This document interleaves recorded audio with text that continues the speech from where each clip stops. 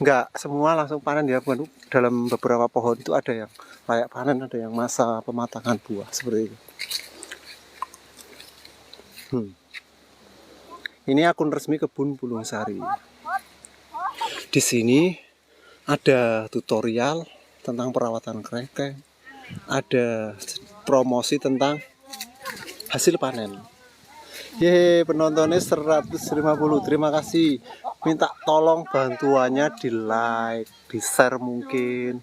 Harapannya apa? Jika ada teman-teman yang punya pohon kelengkeng, baik itu skala rumahan maupun skala kebun, butuh bantuan untuk pembuahan, monggo. Kalau mau berkunjung ke sini, monggo. Jangan lupa di share. Tiket masuk gratis. Nanti tak kasih ijab 1 on. Selebihnya potong sendiri, disortir baru ditimbang.